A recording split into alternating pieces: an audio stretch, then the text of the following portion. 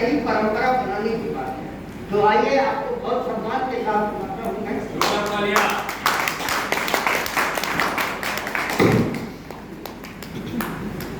ये है शक्ति।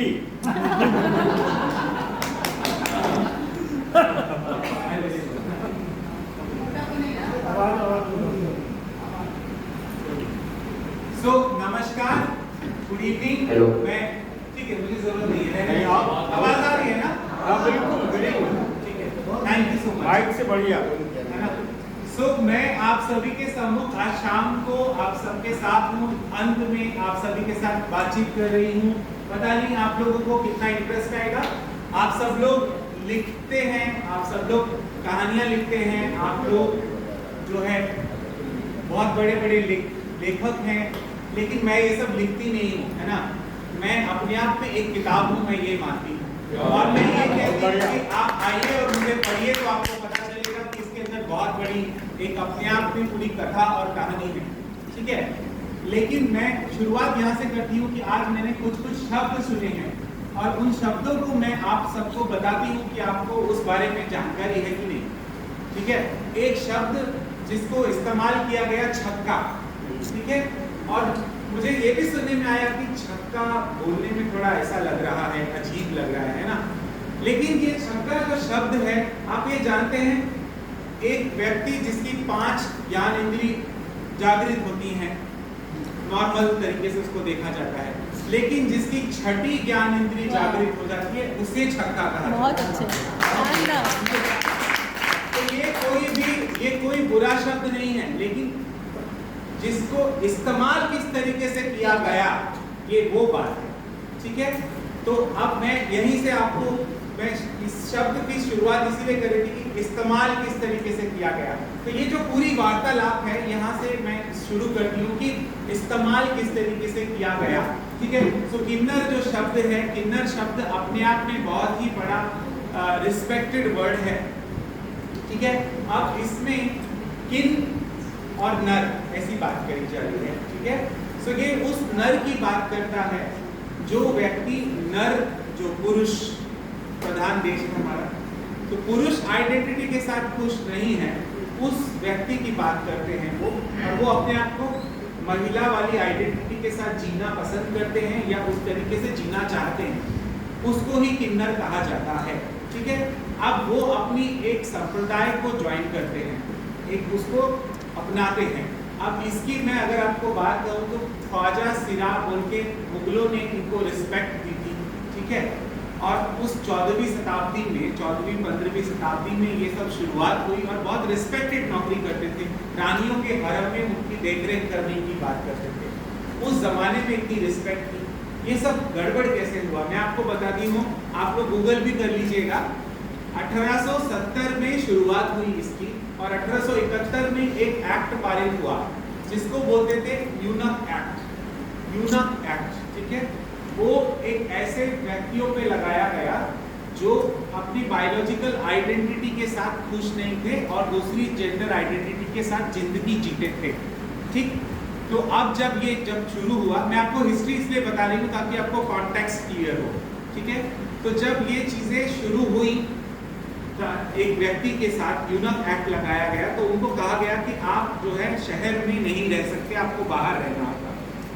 उनको बिल्कुल बाहर कर दिया। उनके ऊपर किन किन चीजों के ऊपर अपराध कर दिया जाता था, अपराध लगाया जाता था, आपकी बात से उठाती हूँ मैं वो बात, देखिए आपको बताती हूँ।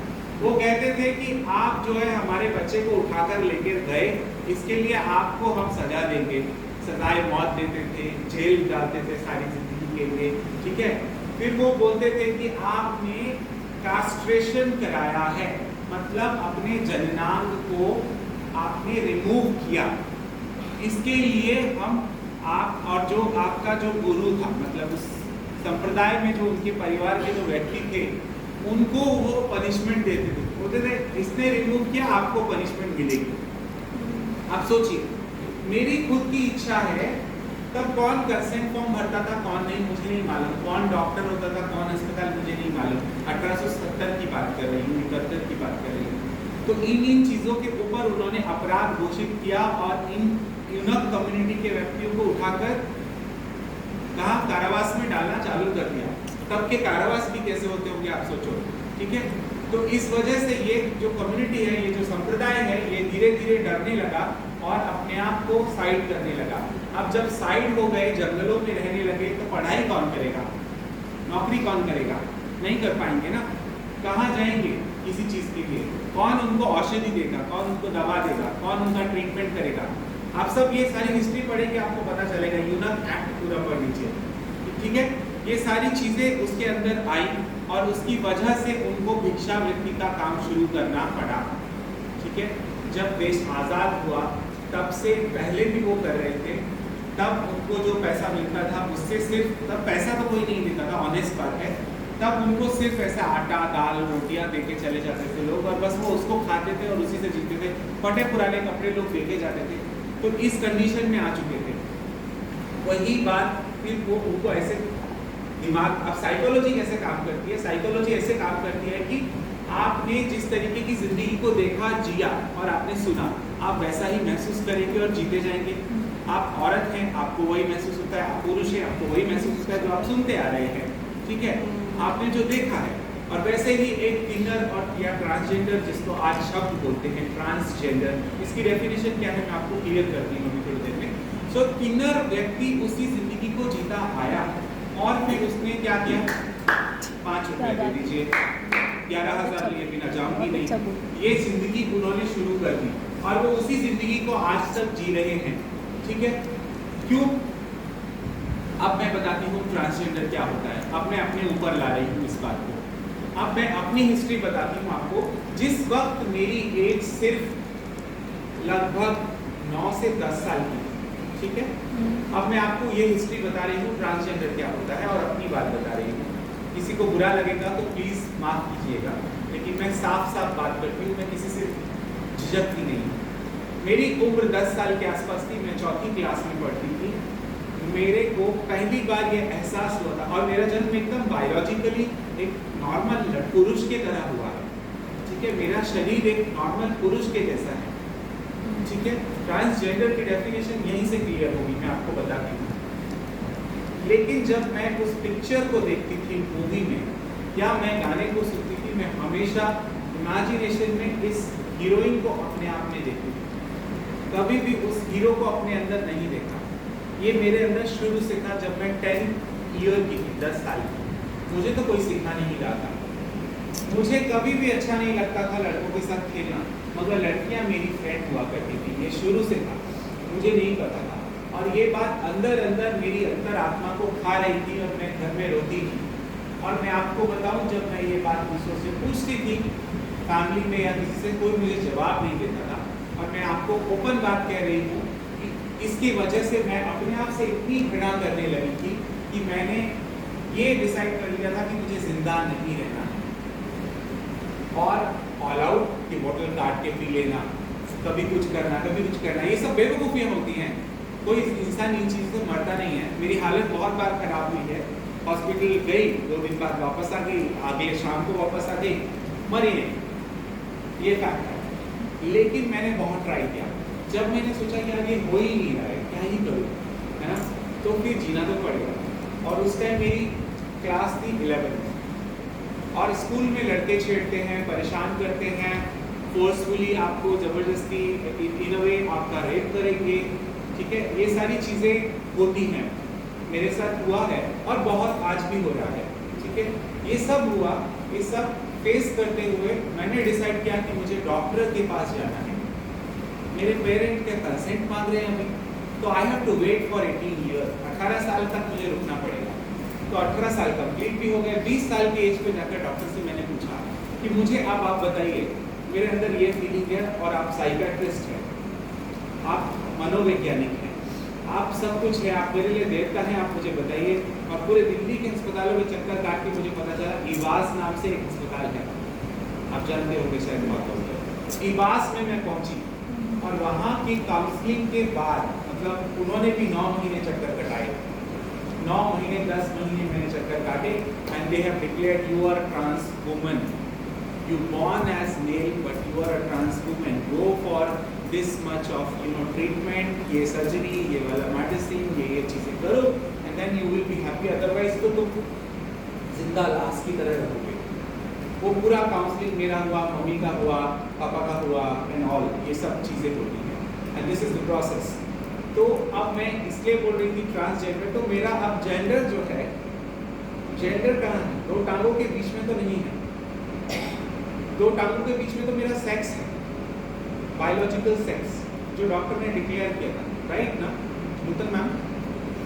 जो डॉक्टर ने डिक्लेयर किया, बट मेरा जेंडर कहाँ है? आप जिस तरीके से जी रहे हैं, जो फील कर रहे हैं, वो हमारा जेंडर है। एंड वो कहाँ होता है? दो कानों के बीच में मेरा दिमाग जो फील करता है। और मेरा जेंडर तो ट्रांसफॉर्म हो गया। मेरी फीलिंग कभी भी लड़के जैसी रही नहीं, एक औरत की फीलिंग, एक औरत की सोच रही। आज मैं ऑलमोस्ट 250 से 300 ट्रांसजेंडर बच्चों की माँ हूँ। मुझे वो माँ बोलते हैं।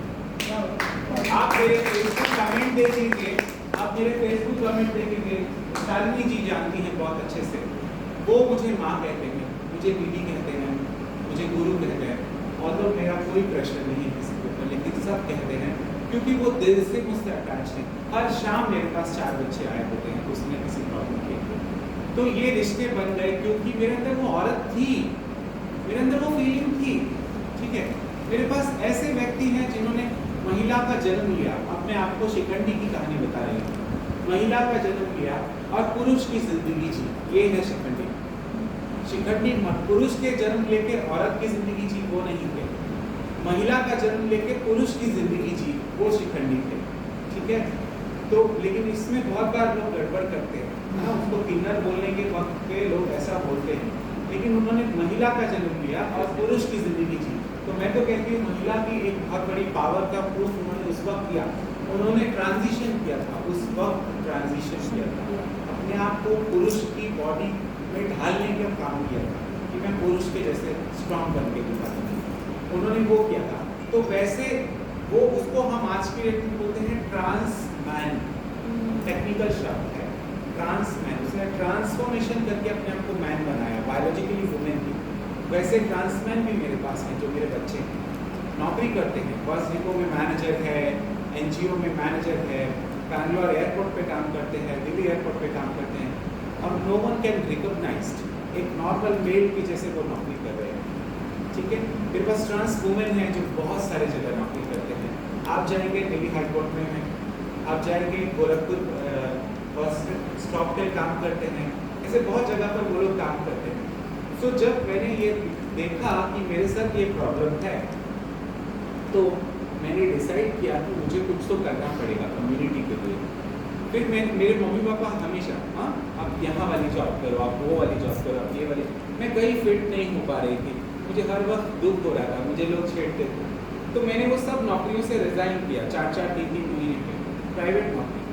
और उसको करते करते मैंने 12th के बाद जॉब शुरू किया था, मैंने ग्रेजुएशन किया, मैंने पोस्ट ग्रेजुएशन कंप्लीट किया, और मैं आज एक नेशनल लेवल ऑर्गेनाइजेशन में नेशनल कैपेसिटी बिल्डिंग ऑफिसर के तौर पे काम करती हूँ।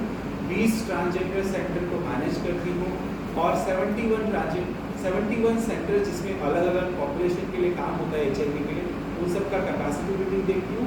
इसके अलावा और भी संस्थाएं हैं जिसमें काम करती हूँ। दिल्ली में एक ट्रांसजेंडर सेंटर काम करता है, उसमें डायरेक्टर के पोस्ट पे हूँ। ट्वीट फाउंडेशन करके एक ऑर्गेनाइजेशन है, उसमें एडवाइजरी हूँ।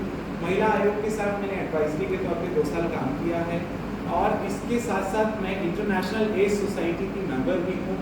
उसके साथ साथ अगर मैं मतलब ऐसे मैं बहुत सारी चीज़ों में हूँ। गाइडिंग सोल करके एक ऑर्गेनाइजेशन है, उसकी भी मैं एडवाइजरी पर्सन हूँ। ये सब जगह पर मैं काम करती रहती हूँ, और आज मुझे और भी लोग अप्रोच करते हैं कि आप हमारे लिए काम करो। आई डोंट नो मैं कितना कर सकती हूँ, बट मैं कोशिश करती हूँ कि मैं करूँ। बट ये होता है कि मैं सुबह 7 बजे उठती हूँ, कॉल शुरू हो जाता है, रात के 12 बजे तक काम करती रहती हूँ, पता नहीं कैसे। बट यही मेरी ज़िंदगी है कि मेरी ज़िंदगी में मकसद कुछ ऐसे वाले नहीं है कि मुझे बेटा पालना है, मुझे बेटी पालनी है, ये सब करना है, वो सब नहीं है। तो मैं शायद इसमें टाइम स्पेंड करती हूँ और मैं काम करती हूँ। बट ये मैं आपको समझा रही हूँ कि ट्रांसजेंडर का डेफिनेशन शायद आपको समझ में आया होगा। ट्रांसजेंडर का डेफिनेशन जिस व्यक्ति का बायोलॉजिकली जेंडर के साथ उसका जो साइकोलॉजिकल जेंडर है वो मैच नहीं होता है, ठीक है, वो व्यक्ति ट्रांसजेंडर व्यक्ति होता है। ये आप transgender person protection and rights act करके एक एक्ट पारित हुआ है 2019 में नवंबर के मंथ में। आप उसको उठा के पढ़ेंगे तो उसके अंदर है। मैं इसकी नेशनल ट्रेनर हूँ, जो ministry of social justice and empowerment है उसमें मैं ट्रेनिंग देने के लिए जाती हूँ। NIST के साथ मिलकर मैं वहाँ ट्रेनिंग देती हूँ। उसमें एक पोर्टल भी बना है, नेशनल ट्रांसजेंडर पोर्टल, गूगल करेंगे तो उसमें 6 स्कीम्स हैं। उसमें पहली स्कीम है, मैं अब आपको बताती हूँ कि समाज काम क्या कर रहा है ना, गवर्नमेंट काम क्या कर रही है। तो उसमें पहली स्कीम है कि ट्रांसजेंडर को ट्रांसजेंडर ID बनाने के लिए ID कार्ड एप्लीकेशन का पहला प्रावधान है। वो बनाने के बाद और 5 सुविधाएं हैं। पहली सुविधा, हर साल बच्चे को 13,500 रुपये का स्कॉलरशिप है पढ़ाई करने के लिए, ठीक है, कोई भी ट्रांसजेंडर व्यक्ति है जो। उसके बाद दूसरा है कि अभी वो शुरू नहीं हुआ है मिलना, लेकिन वो मिल जाएगा 2 महीने 3 महीने बाद। उसमें 5 लाख रुपए का हेल्थ इंश्योरेंस है, जिसमें ट्रांसजेंडर व्यक्ति अपनी इच्छा अनुसार कोई भी सर्जरी कराना चाहे तो करा सकते हैं। मतलब ब्यूटिफिकेशन भी अगर मैं कराना चाहूँ, मेरा मन है कि मुझे भगवान ने ब्रेस्ट नहीं दिए, मैं चाहूँ ब्रेस्ट बनानी है तो ब्रेस्ट भी बना सकता हूँ, ठीक है, वहाँ तक का उसमें सपोर्ट है, जबकि ये कोई भी हेल्थ इंश्योरेंस नहीं करता है। उसके बाद एक चीज़ है कि गरिमा गृह करके एक शेल्टर होम है, बट अभी उसके ऊपर थोड़ा सा मतलब क्या बोले आँच आई हुई है। गवर्नमेंट बंद भी कर सकती है, चल भी सकता है, भगवान जाने, फंडिंग के ऊपर डिपेंड है। तो ये एक चीज़ है।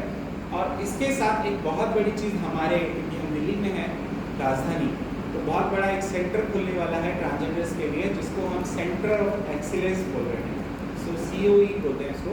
तो COE की मैं ट्रेनर हूँ कि ट्रांसजेंडर समुदाय का कोई व्यक्ति आएगा तो डॉक्टर को उसके साथ डील कर सकते हैं। तो उसके लिए मैं एम्स में ट्रेनिंग देने जा रही हूँ, और एम्स में एक separate building burn and surgery department में खुल रही है, जिसमें सिर्फ ट्रांसजेंडर व्यक्ति ही जाएंगे और अपनी जो भी प्रॉब्लम है, साइकोलॉजिकल काउंसलिंग से लेकर और उसका जो भी हेल्थ का प्रॉब्लम है, सर्जरीज हुई हैं, ये सब चीज़ों के ऊपर बात की जाएगी, ठीक है। तो मैं आप सबको ये क्लियर करना चाह रही थी कि ऐसा कुछ नहीं है। देखिए, जो आप शब्द हम बहुत सारे लोग यूज़ करते हैं कि पैदाइशी कुछ ना कुछ डिफ़ॉल्ट होता है एक व्यक्ति में, तो वो किन्नर होता है। मैं आपको बताऊं कि मेडिकल टर्म्स के हिसाब से उस व्यक्ति को इंटरसेक्स व्यक्ति कहते हैं। इंटरसेक्स व्यक्ति जिसका जेंडर ना तो पुरुष है ना तो महिला है, वो जब पैदा हुआ है तो उसको इंटरसेक्स व्यक्ति कहते हैं। किन्नर या हिजड़ा या ट्रांसजेंडर नहीं कहते, क्योंकि हिजड़ा और किन्नर जो है वो एक प्रथा है, वो उसको फॉलो करना पड़ता है। मैं अगर किसी गुरु के नाम पे चेला हुई तो मैं उस किन्नर प्रथा की हिस्सा हूँ, वरना मैं नहीं हूँ, और अभी तक मैं नहीं हूँ, ठीक है। मैं एक ट्रांसजेंडर व्यक्ति हूँ, ये एक बहुत अच्छा टर्म है। मैं एक ट्रांसजेंडर व्यक्ति हूँ, मतलब मेरा पैदाइशी जेंडर के साथ मेरा जेंडर मैच नहीं किया, और परिवर्तित होकर मैं आपके सामने खड़ी हूँ।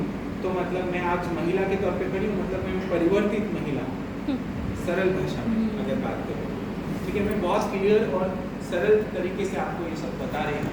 तो ये प्रॉब्लम शुरू हुआ, मैं फिर से अब ब्रीफ में एक बार बोलती हूँ, ये प्रॉब्लम शुरू हुआ 1871 में जब वो लॉ आया, और आज एक लॉ आया है जो 2019 में आया है, ठीक है। ये सपोर्ट कर रहा है इसको कि आप अपने हेल्थ इंश्योरेंस की बात करो, आप अपनी सेल्फ आइडेंटिटी को डिक्लेयर कर सकते हो।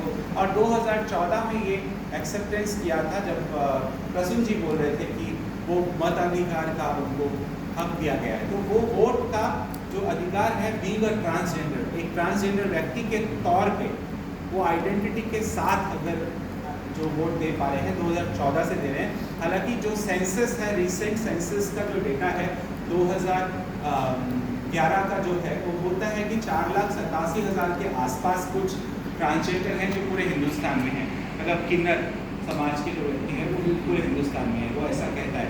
जबकि हम मानते हैं, बीइंग अ कम्युनिटी, मैं ये मानती हूँ कि ये डेटा रॉन्ग है, क्योंकि इससे कहीं ज़्यादा तादाद में कम्युनिटी है। क्योंकि जब हम हिजड़ा कल्चर की जब बात करते हैं ना, तो वो ये बोलता है 8 लाख तो हम ही हैं, और फिर ऐसे व्यक्ति जो तुम, मतलब मुझे बोलते हैं कि ऐसे व्यक्ति जो तुम जैसे लोग हैं जो हमारे परिवार का हिस्सा नहीं बनते, वो कहाँ जाएंगे? तो तुमको जोड़ेंगे तो फिर वो 8 से तो 18 हो जाएगा। तो ये बहुत लंबा डेटा है, लेकिन वो डेटा गलत है। गवर्नमेंट को उसके ऊपर काम करने की ज़रूरत है, और हम बार बार उनको रिक्वेस्ट कर रहे हैं, और हम PIL डालते हैं, हम बहुत सारी बातें करते हैं, उनको बोलते हैं, रिक्वेस्ट करते हैं, email डालते हैं कि आप इस पर काम करिए। तो इतना सब बोल के मैं एम्पावरमेंट के लिए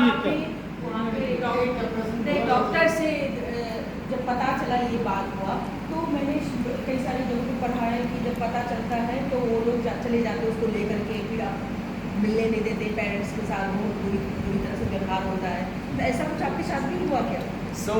ठीक है, तो जब मुझे जब ये महसूस हुआ था, देखिए कोई लेके नहीं जाता है, ये बहुत अजीब सी मतलब नोशन ऐसा बना के रखा हुआ है, ठीक है, कोई कहीं कुछ नहीं लेके जाता है। मैं आपको बता दूं, इंटरसेक्स बच्चे को भी नहीं लेके गए हैं, कल्याणपुरी की बात है, ठीक है, दिल्ली का। मेरे साथ जब हुआ था, मैं आपको सबसे पहली बात बताती हूँ, सबसे पहला वाक्य मेरे साथ का हुआ था। एक किन्नर समाज की एक व्यक्ति थी जो आज नहीं है जिंदा, वो हैदराबाद की थी, दिल्ली में रहती थी, सुल्तानपुरी में। एच ब्लॉक में मेरा स्कूल था, बाहर निकलेंगे जी ब्लॉक के रास्ते से होकर जाना है, वहाँ पर उनका घर था, वो हेड थी वहाँ, उन सब चेलों की। हाँ, तो वो मुझे देखती थी और मुझे बोलती थी, ए बेटा इधर आना, और मुझे डर लगता था क्योंकि घर वालों ने जो सिखाया हुआ था, और मेरी 5th क्लास की एज है ना, तो मुझे उनसे नहीं मिलना है ऐसा सिखाया गया। तो कोई बात नहीं। अब एक दिन वो मुझे फाइनली उन्होंने पकड़ लिया और मुझे पूछा कि कौन हो, कहाँ हो, क्या नाम है, ये वो सारी बातें उन्होंने की। और फिर मेरा डर खत्म हो गया उनके प्रति, क्योंकि उन्होंने बहुत नॉर्मल बिहेव किया मेरे साथ। लेकिन उन्होंने लास्ट पे एक बात बोली, ये पूरा समाज, परिवार, ये वो कोई भी जब तुझे परेशान कर दे, जिस दिन तेरे को सब तरफ से परेशानी आ जाना, बेटा मेरे दरवाजे पे आ जाना, मेरे घर में आ जाना, मैं रख लूँगी। तो परेशानी वहाँ से नहीं होती, परेशानी घर से होती है। मैं आपको बताती हूँ, मेरे घर में मैंने सैकड़ों परेशानियाँ झेली है, सैकड़ों परेशानियाँ मैं आपको बताती हूँ, ठीक है। मैं रो रही हूँ, किसी को केयर नहीं, मैं खाना खाऊंगी कि नहीं, किसी को कोई केयर नहीं, ऐसे दिन मैंने बिताए हैं अपने घर में।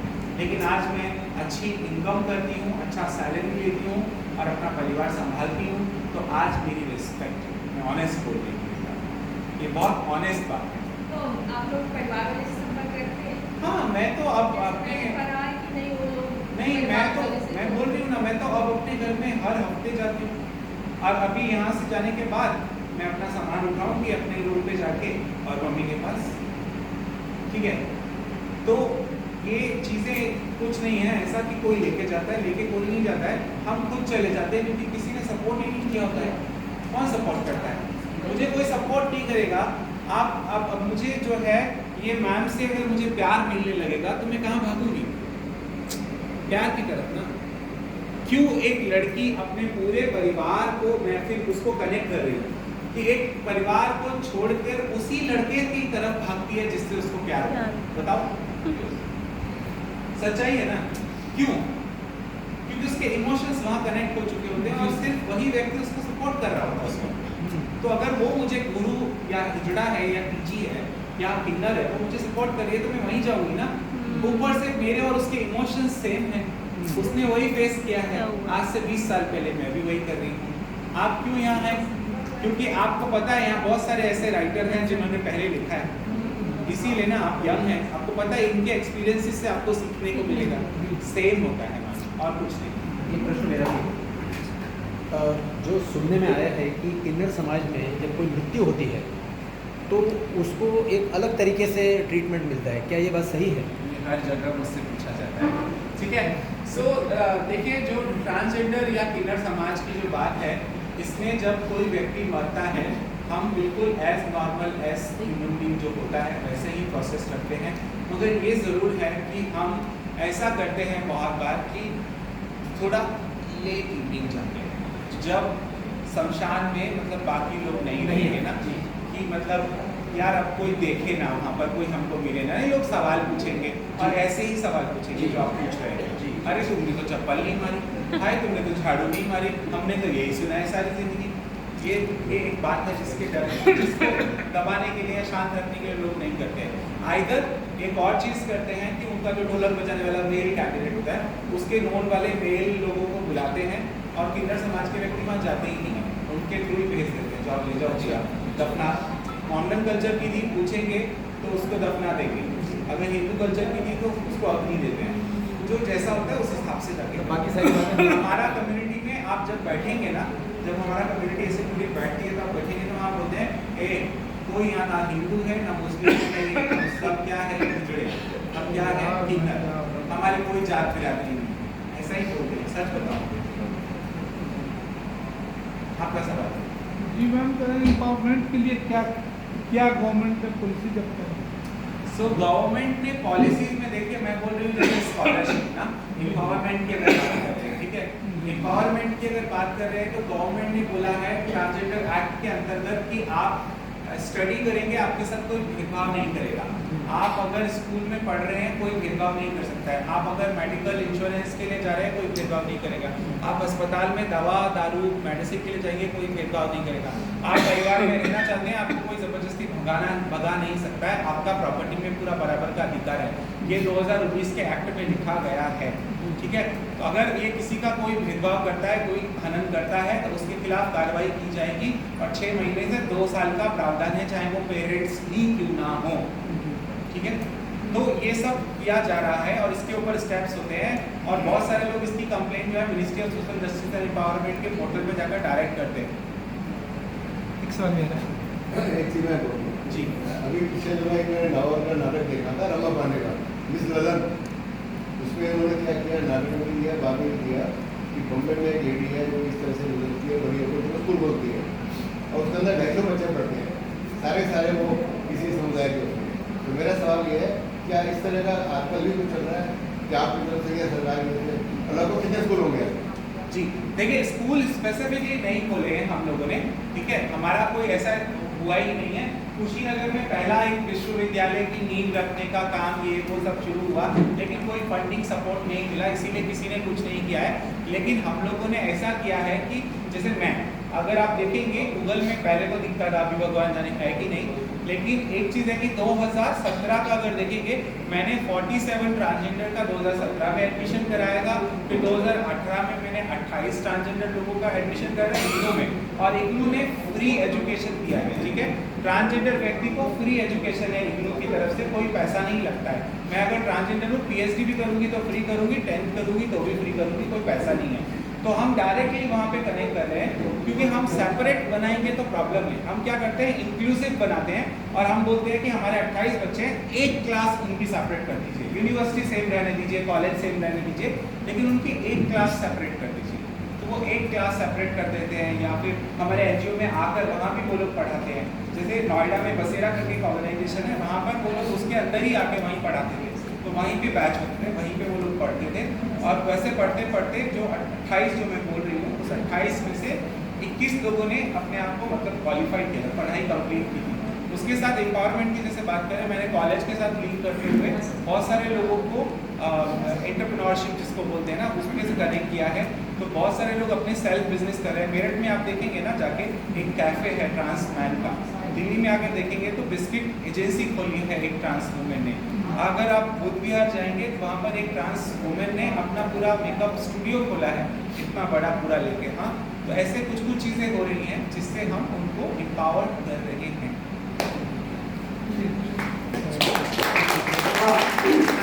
बहुत बहुत धन्यवाद जिम्मेदारी